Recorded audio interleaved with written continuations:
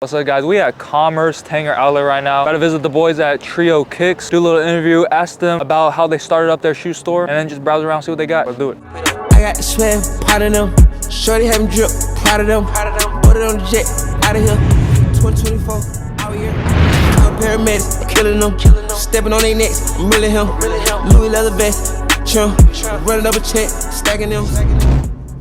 Who am I here with today? Bandit from Trio Kicks. I love this store. So originally you started just reselling shoes and clothes, right? How'd you know when it was the right time to open up a store? I mean, honestly, when I started up the store, the sneaker market was on a decline. If we're talking about value-wise, right now, it's starting at the low, and you know what they say about low, when you start at the bottom, the only way you can go is up. So being in a sneaker environment where all the prices are low, prices are sitting at retail, the sneaker market, the sneaker store is going to be like the main place you can sell things for above what it's actually worth. So on top of that, when the market goes back up, then stuff just starts flying, and I'll already be established by then to where we have the customer base, we have the clientele to just come in and buy stuff from us. Well, that's smart, investing basically at the lowest point. If I were just to start, how would I find the best location? Honestly, it's definitely a whole lot of trial and error. I will say we looked at multiple locations before we were able to land on this one. You'll get a lot of no's, you'll get a lot of maybes, you'll get a lot of no responses. But honestly, in terms of finding the best location, you just kind of like study your area, like study the areas that you want to get this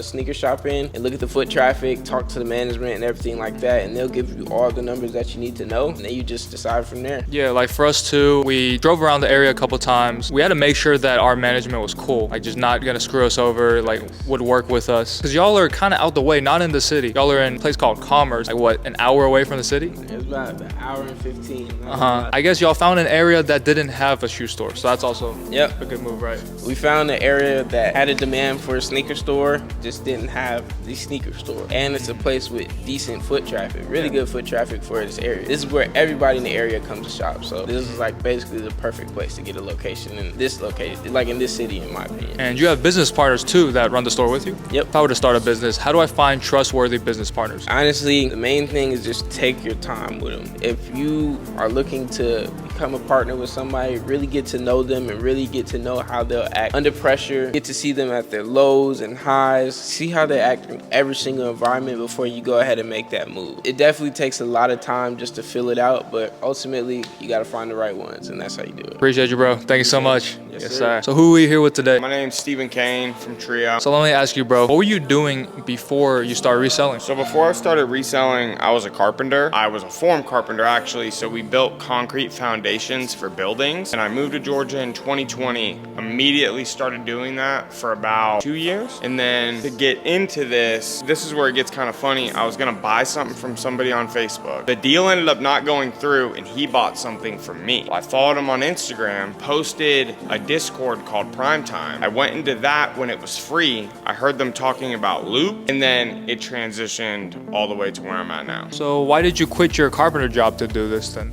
Because when I got in the Loop Discord, the only drops I could go for were online drops. So they would post like online stuff, and I literally, like I remember it like it was yesterday, I was in a skid steer moving some stuff, and I got a notification that a Court Purple Nike Dunk Low was dropping. I entered at like, I think 10:03, ended up hitting for it. And then next week it was Team Red Dunks. Week after it was Blue Paisley. Sold all of them for 100% profit. So then I started kind of like going for online stuff. When you take that out, right, on my off days, say on a weekend, I would, from the Discord, they would drop stuff in Atlanta. I would drive 45 minutes and get clipped. So then if you add the online stuff with the in-store stuff, I noticed, okay, on the weekends, if I have a chance to get this stuff, I have to go into the city. So I would literally stay in Atlanta and just drive around aimlessly trying to get drops. And then I really like to talk to people. So I would incorporate that, and I would get to know these people. So while I was still a carpenter, I started getting to know people. And I remember I accumulated, I think it was like $1,800 in shoes. I had sold them all. So then I had spent some money, bills came up or whatever. Remember it like it was yesterday, I started having problems at work with one of my superintendents. And including my last paycheck, I had $1,800. I didn't tell my wife, I didn't tell my family, and I quit my job. And I just tried the reselling thing. And then my wife found out about 30 days days later, about a month later, I told her at dinner. She was like, but at this point I had numbers to back it up. Like, it went from 1,800 to 3,000. All our bills are paid. And then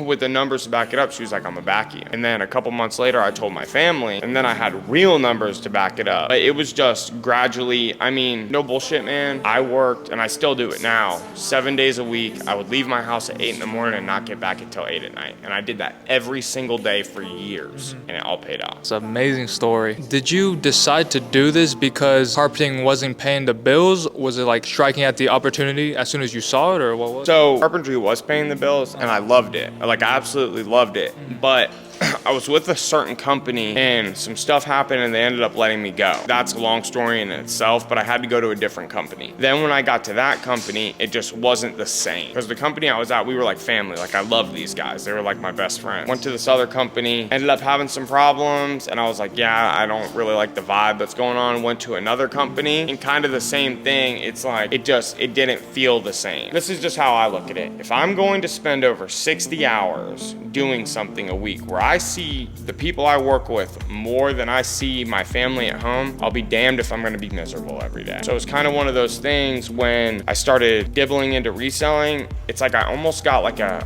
rush from it, or a euphoria. So it's like I enjoyed doing it to where it's like, okay, let me swing this. If it doesn't work out, there is always a plan B, because again, I like to talk to people, and with my carpentry skills, I'm very confident in it, and I know how to run heavy equipment. So say reselling takes a shit, I'm telling you, I'll get in my car right now, drive down the highway, and get hired before I'm 30 miles down the road. Like, and I'm confident when I say that. I don't mean that unhumbly, but it's just construction. As long as you know how to talk and you know how to do what they need you for, you'll get hired. Because part of the problem is now, a lot of people don't want to work. You know what I mean? Especially in construction and form carpentry at that. So it's pretty easy to get hired if you know what you're doing. Okay, so I guess advice for just young people out there. You said you already had the skills to back it up. For someone young that doesn't know what they want to do you suggest they learn a skill that's safe and could always make money, or do they just go at the first opportunity they see and see where it goes? I would say kind of follow your heart. I know that might sound like cliche a little bit, but it's like, before I moved to Georgia, I was homeless. My family wasn't talking to me. I didn't have any friends. I was addicted to pain pills. I moved to Georgia and slowly started getting better, and I thought carpentry was gonna be my thing, that I was gonna be foreman and a superintendent, work my way up the ladders, but God had other plans. And I truly believe that just do what your heart thinks. Say what you know what you wanna do now, but that changes in 2 years, that's okay. You know what I mean? It's always okay to change it. Yeah, follow your heart. Amazing story, man. Thank you so much, bro. I appreciate you, brother. What were you doing before you started reselling? I don't know if you know about the foreign exchange market, Forex. You ever heard of it? So I did get in that, and I was trading. So I got used to trading, like,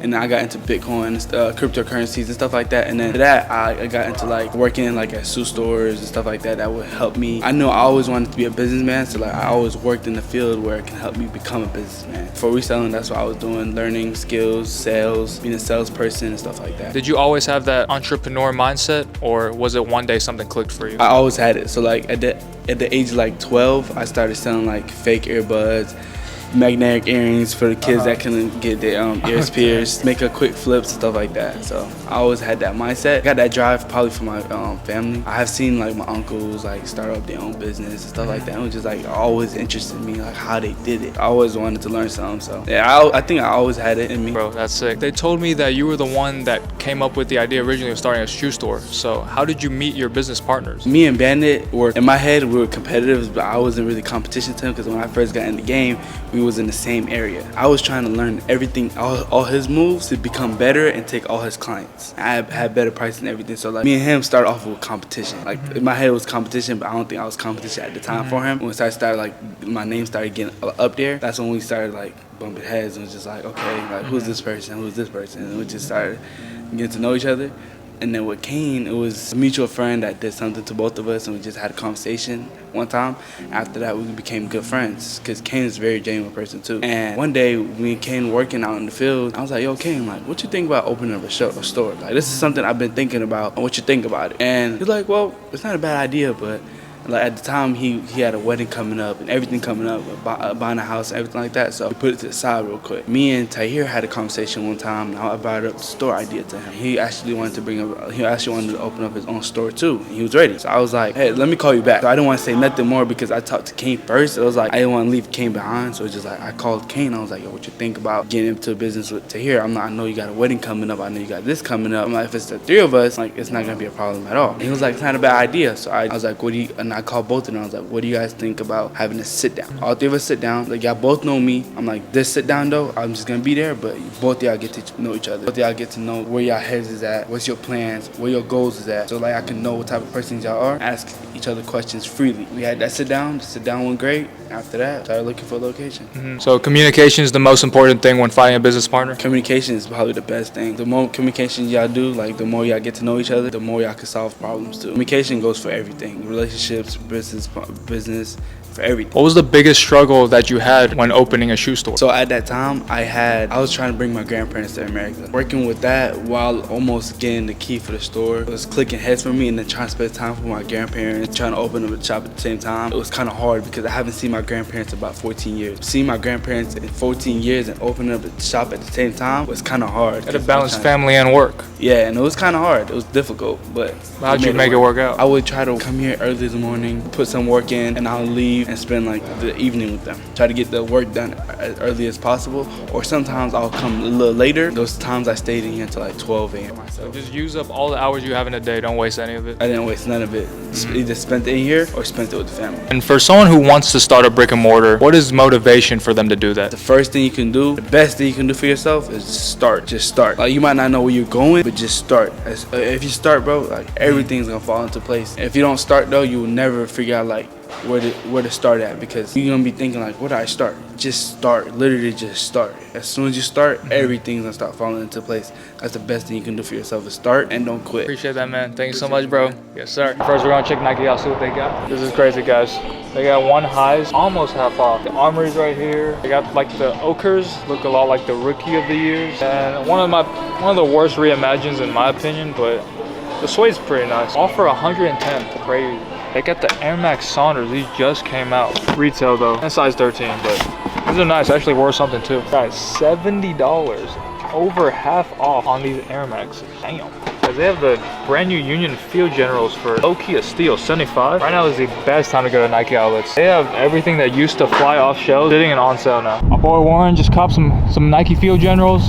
I got some too, but hey, shout out Christina at the Nike store. It was really cool, saw our camera, chopped it up. It just proves to you guys, don't be afraid to record, do your thing in public, because I mean, it's acceptable now, and plus it's like, why not? They invented cameras for a reason, you know what I'm saying? Said, just make sure to face your fears. Oh wait. And that's why he rocking the no fear. I forgot I was wearing this. I like that. All right, guys, that's the end of the video today. It was a great time at Trio. Thank y'all to the boys for doing content with us and all that, doing the interviews. We're gonna keep doing this, keep going to other places, visit, give y'all free sauce. Just, yeah, networking is important. That's why we did it, to network our store, our business, sales.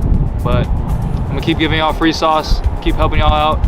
Let me know what y'all want to see next, where you want us to go to, but I'll catch you on the next one.